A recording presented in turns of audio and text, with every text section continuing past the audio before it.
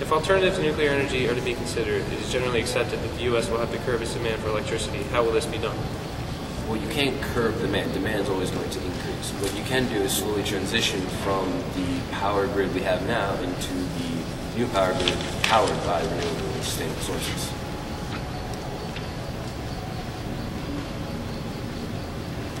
Okay. So what's your plan? You slowly introduce the new sources. You can't all of a sudden build them all at once. You just gradually introduce, and as they're introduced, you can shut down the existing coal plants. How are you going to be funded for this slow increase, gradual? The same way nuclear power is funded through subsidies and government financing. Are we going to have the room for all of this? Well, it's pretty big.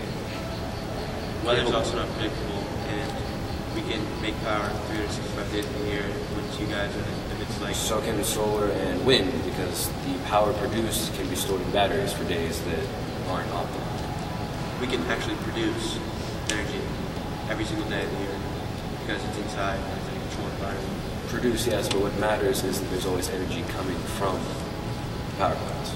So even if it's coming from a battery, it's still producing power. So you say that ours can produce more energy than yours?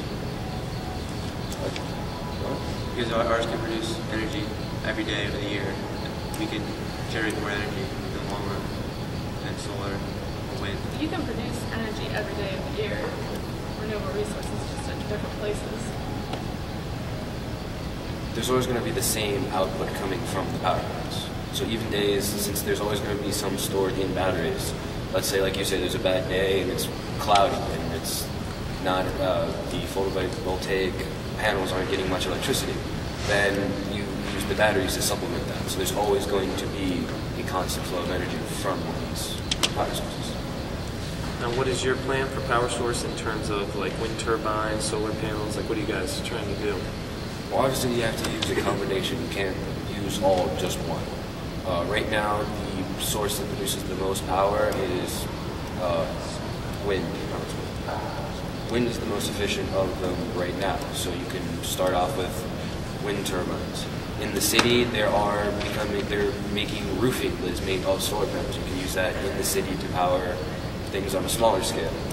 Of course, coastal cities are usually a little bit smaller and not as spread out as some of the inland cities, so you have tidal power to power that. Places like Iceland, that's more rural and has more activity that you can use to heat and cool, they can power like that. So it depends on the location, what combination you use. How do you plan on dealing with the fact that wind power kills 70,000 birds a year? And with tidal power, how would you like it if you went to the beach and there was just electricity being produced? Like, when you want to go to the beach, it's not something that I would like. Well, all sources kill animals. There's no source that has no impact on its environment. I don't have the statistics, but I know fish are fried near power plants because the water that's introduced is slightly hotter, and there are certain species that can't handle the change. Environmental assessments are routinely carried out for wind farm proposals. Potential impacts on the local environment are evaluated. Turbine locations and operations are often modified to avoid or minimize impacts on threatened species and their habitats. Any unavoidable impacts can be offset with conservation improvements of similar ecosystems which are unaffected by the proposal. Projects such as the Black Claw Wind Farm, they have been praised by the Royal Society for the Protection of Birds for improving the landscape of a derelict open-cast mining site. And they've also done extensive habitat management projects covering over 14 square kilometers. Where do you guys plan on putting these wind farms? Where? Yeah.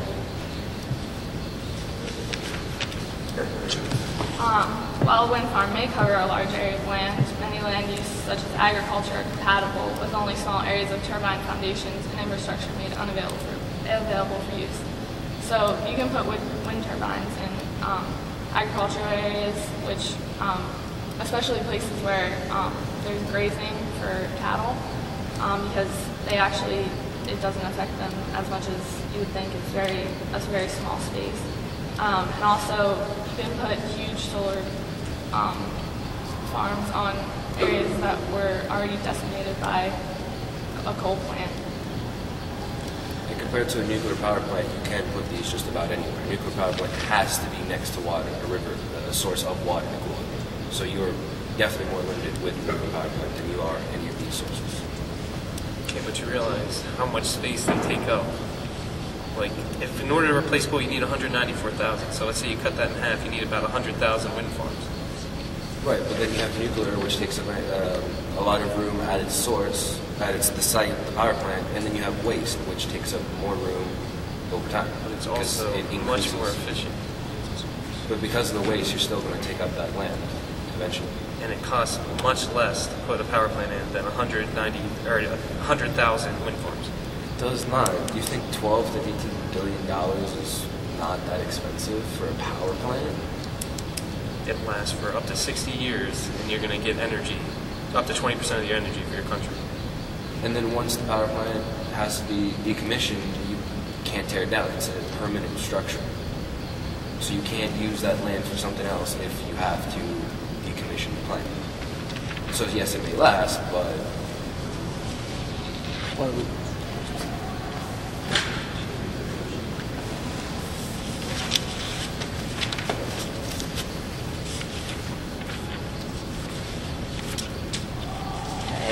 Overall, there will never be an easy fix for the energy issue that we have put ourselves in. This issue has a lot of gray area, and it's hard to say what will truly be the best option. But we, as a group, support renewable energy as the main source. The biggest problem is our dependence on fossil fuels currently, and the terrible effects of using them has on our environment. Overall, we believe that nuclear energy's cons outweigh the benefits.